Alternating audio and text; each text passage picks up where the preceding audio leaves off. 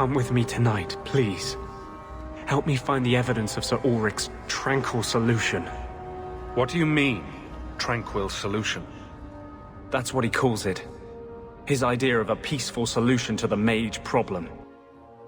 The themes.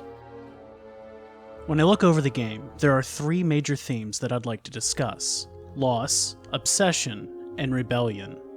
Loss is the easiest theme in the world to show in this game. Most characters and companions have experienced loss, or do so throughout the narrative. Hawke lost their home. Leandra, Hawke's mother, lost her family title and estate.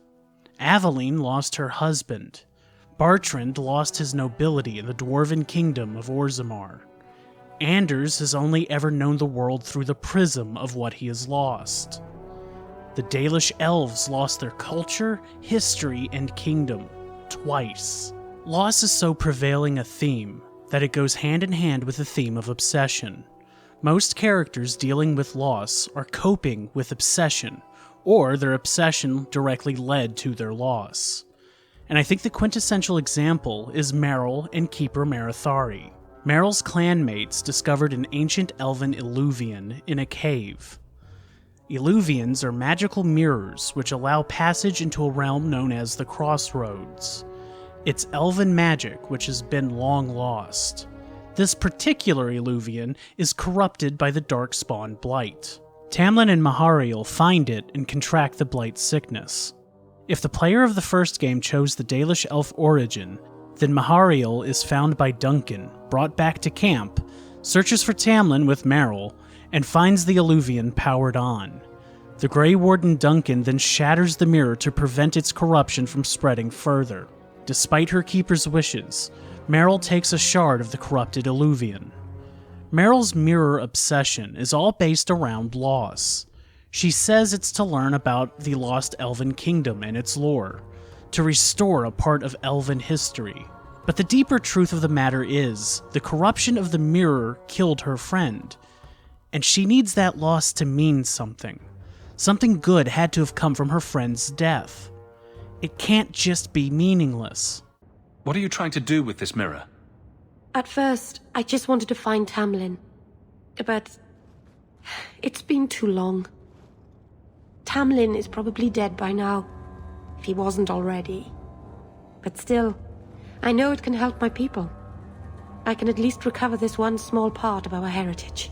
And so, against her clan's better judgment, Merrill learns blood magic from a demon on Sundermount, all in an effort to cleanse and restore the mirror. Marithari gets only a few scenes between the two games, but there is more than enough to understand her character. The thing that makes Marithari a three-dimensional character is her debilitating flaw. Dalish clans are nomads. They travel place to place for their own safety, as elves have a history of being enslaved or the victims of genocide. Marithari, however, spends the entirety of Dragon Age 2 in one place. She should have moved the clan. It's not only tradition, but it's pragmatic. But Merrill left to live amongst the humans, and Marithari cannot leave her behind. Nor can she abdicate her role as leader for her clan. Why is the clan even here? You should have moved on ages ago. The clan still has business here, Dalahen. We will leave when it is time. Torn between her love between Merrill and for her clan, Marithari joins the ranks of Althena and Dumar as indecisive leaders. Merrill is an inquisitive and naturally intelligent person, but she's been sheltered her whole life, and as such, she's incredibly naive. Her naivete is a subject of many of her conversations with other companions. She's unaware of the danger in bad neighborhoods. She's unaware of private property. She's thrilled to see a mugging at her own doorstep. Amazing. Do you know I saw someone get mugged? Right outside. It was fascinating. Everything happens here all at once. How does anyone keep it all straight? Someone is jumped outside your door, and that's exciting. It must be the alien age greeting. Despite Merrill's intelligence and curiosity, she's woefully unprepared for life. And being unprepared and naive as a mage in this setting is dangerous. Marithari, as Merrill's teacher and surrogate mother, should have prepared her better. Why didn't she? Loss. When Tamlin lost his life to the mirror, Meryl needed it to be for something. She went to extreme lengths to make his death matter.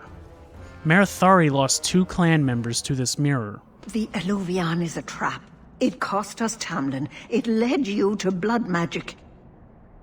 Will you let it twist you further from who you really are? And so, she had the clan move north across the sea to get as far away from the possible danger. And when Meryl began to ask questions about it, she simply forbade any more discussion. She'd never lose another clan member to that thing, especially the child she's raised and loved. For all their bickering, the two have the same angst. They just went to different extremes. When Marethari finds out that Meryl is going back to the Sundermount demon to fix the mirror, Marethari goes first. The demon hasn't been destroyed. Not yet. It's still here. I couldn't fight it in the Fade while it was trapped. And I couldn't banish it without making it stronger. So, I made myself its prison. Kill me, and it dies too. Meryl will finally be safe. The only way to defeat the demon now is to kill Marethari, which suits Marethari fine. After all, she would rather die than lose Meryl. But this scenario is Meryl's worst nightmare. Needless and senseless death. A nightmare made all the worse when she emerges from the cave and sees the rest of her clan. The Keeper turned into a demon. We had no choice. There would have been no demon if it weren't for this little flat-eared bitch. We've suffered enough because of this traitor. It ends now.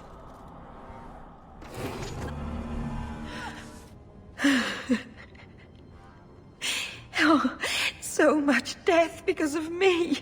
Marethari never wanted Meryl to hurt or be in danger.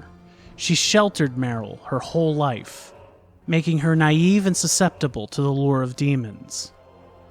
Meryl wanted Tamlin's death to lead to exciting new discoveries of elven lore. The mirror could have helped out not just her own clan, but elves everywhere. But instead her pursuit led to the death of her clan, piece by piece. I should have done this years ago.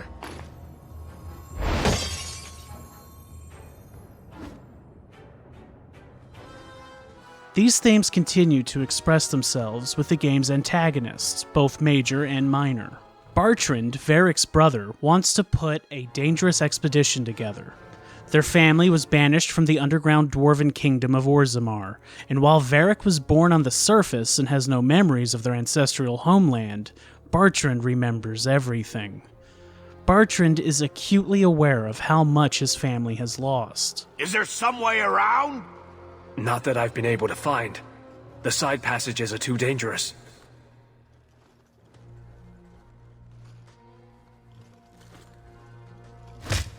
Useless!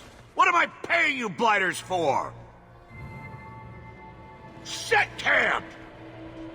The expedition is to a part of the lost dwarven kingdom that predates all known history. Bartrand will have glory, riches, and he will get their names spoken again in Orzammar. But for Bartrand, it cost him everything. Deep in the primeval Tig, we find a mysterious red lyrium idol. Bartrand is immediately obsessed with this idol, and betrays the expedition to escape with it. In the end, Bartrand's efforts to restore his family cost him everything. His standing, his business, his brother, and his mind. Varric? I'm here. Varric, what have I done? I don't know. I honestly don't know. Make it stop, little brother. Don't let House Tetris fall like this. The second act's antagonists, Mother Patrice and the Arishok, likewise are victims of loss and obsession. Mother Patrice is a priestess to the Chantry. She sees the foreign Quinari slumming the city as a spiritual invasion. Andrastians are converting to the Quinari religion, and to protect the souls of her flock, she feels the need to go to any length to combat the Quinari, including terror attacks and assassination. The Arishok stranded his own men in Kirkwall in search for his relic. His devotion to his duty meant that none of them could ever leave the city empty-handed. The plot rarely drives the characters in this game, outside of Act 3. Instead, it's the characters themselves who drive the plot. All this suffering, all this death and madness, it's born out of obsessions for which there can be no compromise.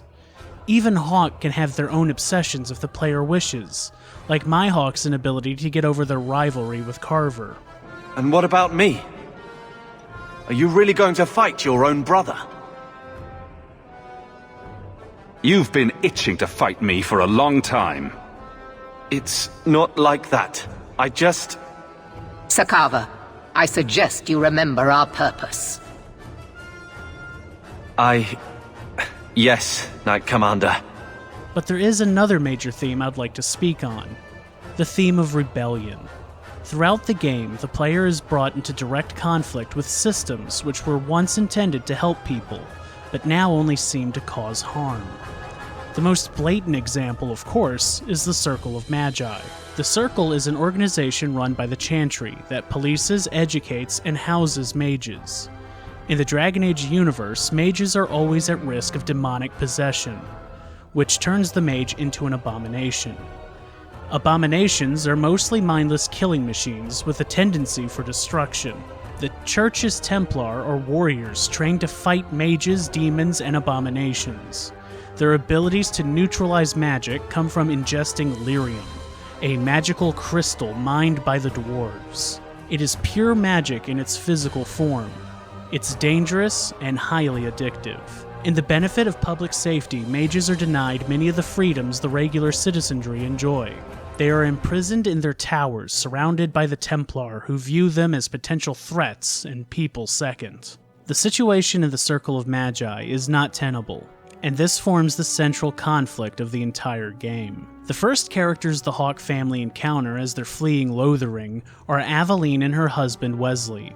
Wesley is a Templar, and Bethany and possibly Hawk themselves are mages. In that first conversation, 8 minutes into the game, we have a conflict where Wesley's duty is to arrest the mages.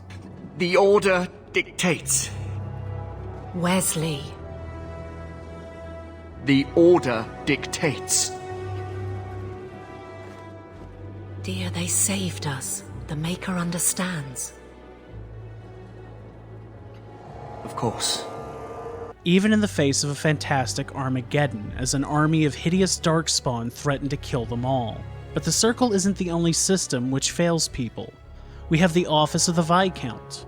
Viscount Dumar is a good man, but he is terribly indecisive, worried about keeping all parties happy while keeping his son at arm's length because his interest in Quinari teaching is politically inconvenient. I'd previously mentioned how Marathari failed Meryl in her teaching, but the Dalish clan system owns some of those failings as well. Each clan only has 2 mages, a keeper who leads the clan, and the keeper's first, who is the keeper's apprentice. During their apprenticeship, the first learns leadership, the clan's histories, and how to control their magic. That single source of learning and knowledge all but guarantees a degenerative loss of knowledge.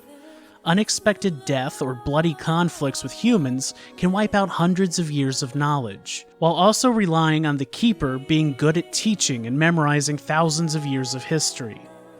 At this point in the series, it's almost comical how wrong the Dalish are with their own history. But how else would such an insular culture end up? The Dalish are doomed to lose every aspect of their lore through the passage of time. Finally, the way they handle their mages is incredibly harmful. Elven clans send their additional mages to other keepers who are in need of their own apprentices. And if that's not possible, they just send the children out into the wilderness, which is what happened to the character Maeve in Dragon Age Inquisition. Then there's the city guard. The guard is famously racist against elves. They are so corrupt their own guard captain was selling out his guardsmen for petty cash to the local gangs. And I don't think Aveline's tenure as guard captain improved things overly. During Act 1, Aveline's a tough, no-nonsense policewoman who roots out and exposes these abuses and rampant corruption at the top.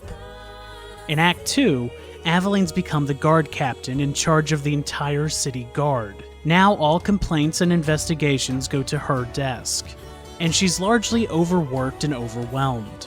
She ignores the serial killer that's been stalking the city for 3 years, dismissing other investigators for their hunches. Her guardsmen sell out the city when they allow Patrice's zealots to kidnap, torture, and kill a peaceful Qunari delegation. Later, she's accused of ignoring complaints that her guardsmen raped an elven woman. In the face of these accusations, Aveline can only offer platitudes. Are these elves telling the truth? There have been rumors. I will investigate, but they still took the law into their own hands. Aveline of Act 1 would not have liked or forgiven the Aveline of Act 2, but the job is taxing, mentally, physically, and morally. And the way the Guard is organized ensures that there's no accountability. There are no internal affairs or due process for guards who break the law. Aveline herself punishes the man who allowed that peaceful delegation of Qunari to be taken, and her punishment is a less than ideal patrol schedule. The penalty for abandoning your post is 10 days on the wall. I expect you to report in the morning. This man failed in his duty and contributed into the escalation that led to a war, and he gets a bad schedule for a few weeks. The city guard as a system is meant to protect its citizens, and it routinely fails them. Even when someone with morals, drive, and expertise is in charge, the problems are too massive and numerous. You can't just replace a bad cop at the top and expect the entire organization to be good now. This is the kind of nuance you don't usually find in video games. A lot of video games focus on power fantasies. Aveline's guard can eventually become okay at their jobs. In Act 3, if Aveline is married and even-tempered, her guards won't outright betray her to join the man who previously sold them out for chump change. He stands alone. This is no rebellion. It is delusion. A joke inflicted on Kirkwall, your home and mine. The city guard are awful. It's no wonder Meredith replaces all the guard with her Templars. All these systems are broken, and Hawk or Hawk's companions are often in direct conflict with them. Despite her failings, Aveline fights hard against the guard system. I wonder what I would do if my captain lost my respect. Captain, we're waiting for orders. Will you accept them? May I speak freely? There isn't a man or woman here who wouldn't follow you through the void. Captain. Meryl continues her research despite her clan's pushback. You know what it's like to lose everything, Hawk. Not just our land and freedom, but history, stories, language, magic, rituals. Even our gods are gone. And all this brings me to the most important character in the narrative. A character who personifies all three major themes: loss, obsession, and rebellion. A character who is the face of the central Mage-Templar conflict. Anders. As soon as the Templars teach you to control yourself. This is the apostate. No!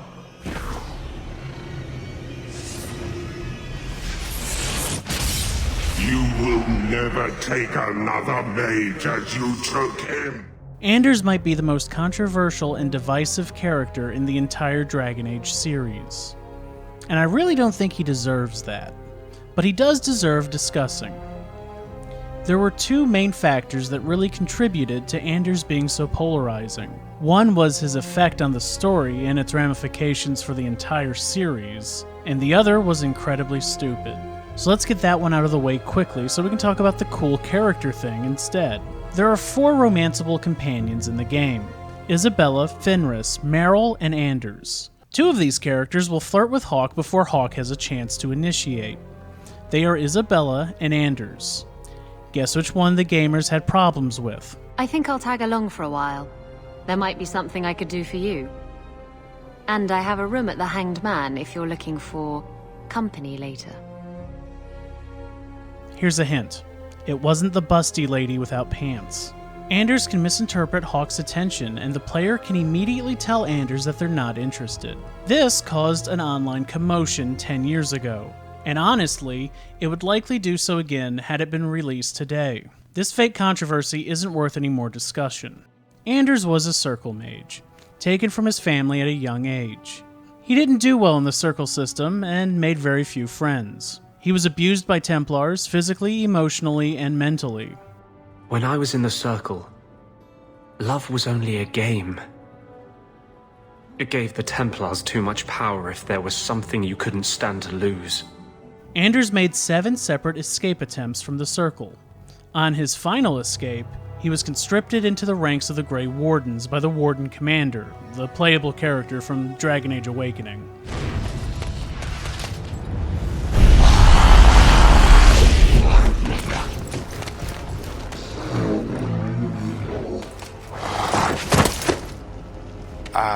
I didn't do it. In that game, Anders was an incredibly jokey and somewhat flaky character. But that seemingly light attitude hid a large reservoir of resentment and rage, which really came out when paired with fellow companions Nathaniel Howell and Justice, the actual spirit of justice. But the Chantry uses her words as a reason to collar us just for being who we are. And after that expansion story ended, that spirit of justice needed a host body to stay inside the mortal realm. Having befriended the spirit, Anders offered to be his host. And that's how Anders became the abomination we meet in Dragon Age 2. He is no longer the quippy, funny guy on the team. He's troubled, he's political, and he's obsessed with freeing mages from the Circle. When sufficiently threatened or faced with Templar abuses, Anders loses control and justice takes over.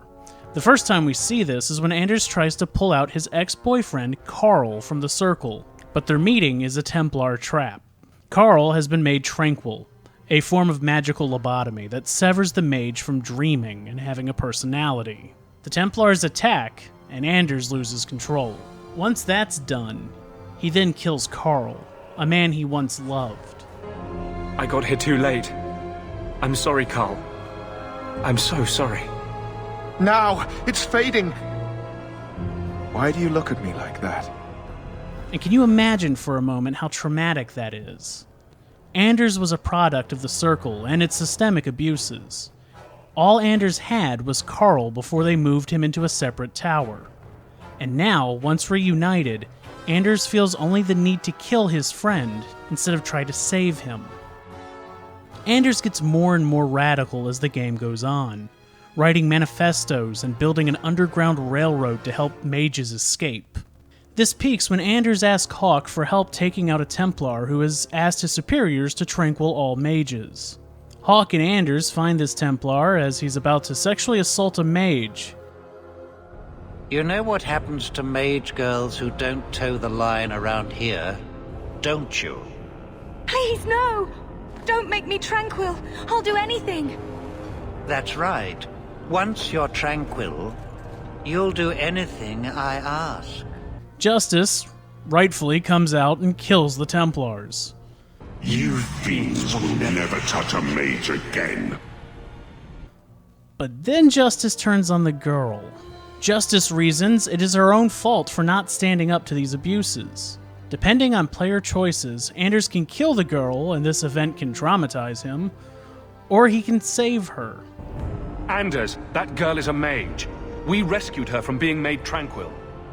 She is theirs. I can feel their hold on her. She's the reason you're fighting, Anders. Don't turn on her now. Please, Messer.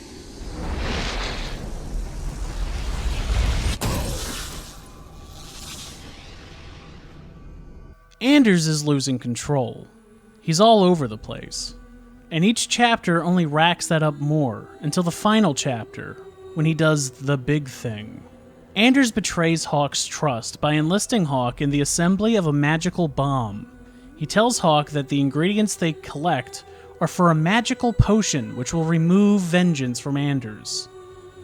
And if Hawk questions this very flimsy narrative, Anders will throw out ultimatums and can actually leave the party permanently. At the climax of the game, as mages and Templars are arguing as usual, Anders appears and detonates the bomb. The time has come to act. There can be no half measures. Anders, what have you done? There can be no turning back.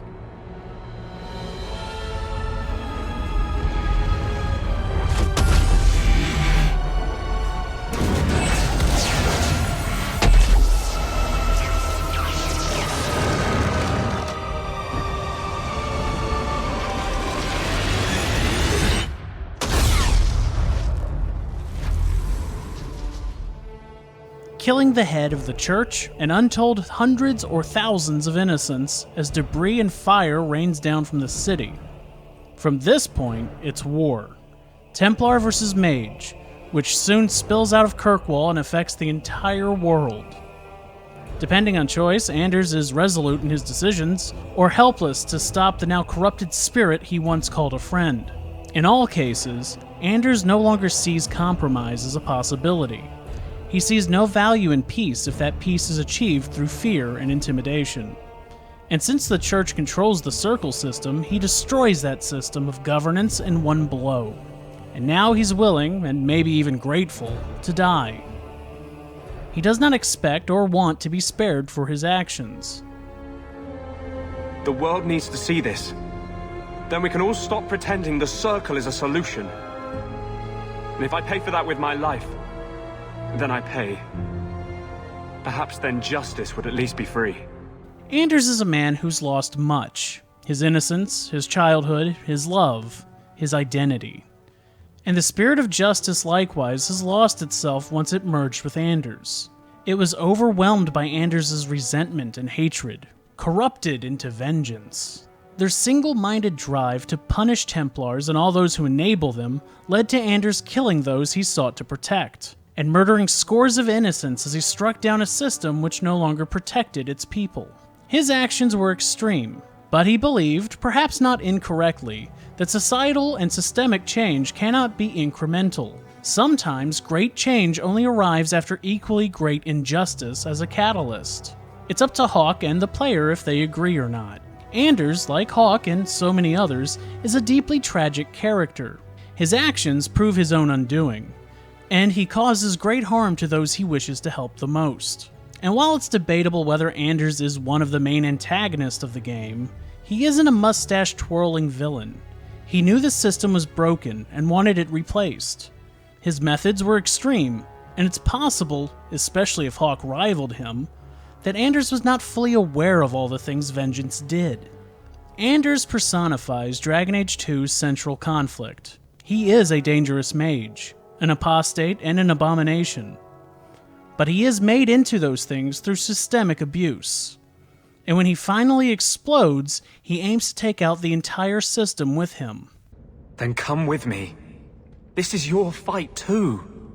One day, the world must see us as people, not just mages. Help me make that happen. Anders is not my favorite character. I don't even like him. And I completely understand why some people really hate him. He encourages discussion on heavy subject matters, and he makes such a massive decision without the player having any agency, thrusting Hawk and the player into the entire endgame situation. I believe the game should have opened with Anders more jovial than it does. As is, Anders starts the game already pretty far gone. He advocates for murdering innocent Templars easily, and cannot be talked out of killing his ex-boyfriend Carl. Had he started lighter and less absolute, you could track his descent easier, giving the character that same feeling of inevitability and dread that Act 2's Quinari subplot had. But I couldn't imagine the game without him, and I wouldn't want this story any other way. There's one more aspect to Anders which is worth mentioning. If Hawk dates Anders, the relationship, regardless of friendship or rivalry, has to contend with his metaphorical mental illness. Anders' writer, Jennifer Hepler, once wrote, "I do find it odd, though, that Anders is not discussed in regards to the treatment of the mentally ill. For me, that is primarily what his relationship is about. The difficulties of loving and trying to help someone who struggles with that part of himself that he cannot control and may never be able to control. It is certainly the experience I drew from when writing him, and I think it uses the fantasy setting in the way I most prefer to see, providing a magical metaphor for exploring real-world problems. To me, this is the central feature of his character. Not whether he is gay or straight, but the inner demons personified as justice and vengeance, which both he and you as his lover must struggle against every day. Obviously, in a fantasy setting, the real-world metaphors will never be exact, but I certainly always thought of Anders as being essentially bipolar, and I tried to use as much real-world psychology as I could. giving away of personal possessions before planning to commit suicide, etc. I think his romance captures a lot of joy and pain of dating someone bipolar. He feels everything in a big way, so his love is huge and all-encompassing, as are his hates, including his self-loathing.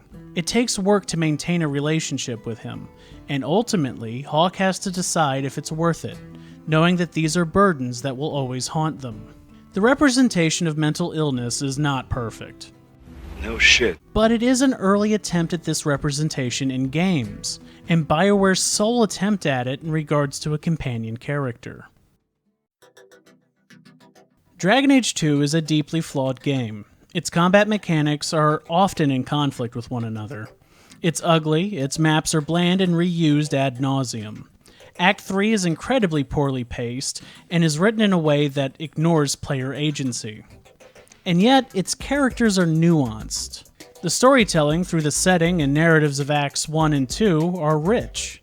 It's the story where the good guys rise due to their ability to grow and change, and where the bad guys deteriorate because they stagnate and refuse to change. It's a role-playing experience that says it's more important to decide who your character is, how they interact with the world, and what your various relationships are, instead of deciding which army you picked up for the big battle. It's a game where the player character's loss is an opportunity to further the player's sense of roleplay. And I don't want the series to lose this. I can't tell what the future of the series will be. A Dragon Age 4 was in development before it was cancelled. This version was meant to be a smaller scaled game, focusing on heist and getting pulled into some larger story. Many involved behind the scenes at Bioware were excited about the game. Then, after it was cancelled, EA instructed them to start a new Dragon Age 4, which inside sources told Jason Schreier would have been Anthem with Dragons. If that's still true, that would be a disappointing end to the series. Dragon Age could have the brightest future of all the Bioware franchises. It started as a spiritual successor to the old 90s CRPGs that made Bioware famous. And that genre is in the middle of a years-old revival. Their methods of cinematic character-driven RPG have directly influenced their competitors, and crossed over genres. Now is their time. This started as one video, but its scale made it far easier to separate into 3. Life, depression, anxiety, and inexperience in a project this big made this whole thing take longer to produce than I initially thought. Thank you so much for watching and interacting with these videos. It means the world to us. And if you've watched all 3 of these videos and you've never played Dragon Age 2, I would seriously recommend it, warts and all. Many thanks, my friend. For this retrospective, I played it on the Xbox. It's a fine game on the Xbox. It is backwards compatible, but there seems to be a few glitches unique to the Xbox One emulator. For this reason, I'd actually recommend that you play it on the PC with your favorite gamepad. It is a game that feels much better with a controller instead of a mouse and keyboard. Thanks again for watching.